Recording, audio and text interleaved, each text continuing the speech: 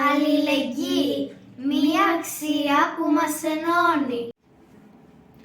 Όταν υπάρχουν άνθρωποι, θα βρεθεί κάποιος που θα σου απλώσει το χέρι.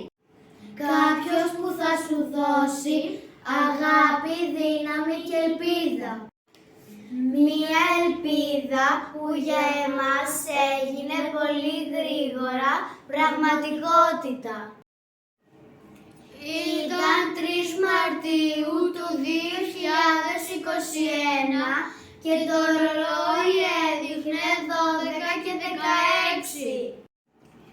Όταν μια βιβλική καταστροφή για όλους εμάς εδώ στο Δαμάσι μόλις είχε αρχίσει.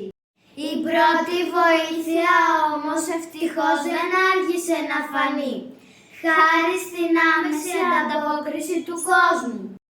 Ψυχολόγοι και κοινωνικοί λειτουργοί άρχισαν να μας παρέχουν ψυχολογική υποστήριξη. Το χαμόγελο του παιδιού, πολιτιστικοί και μορφωτικοί σύλλογοι βρέθηκαν κοντά μας για να μας συμπαρασταθούν.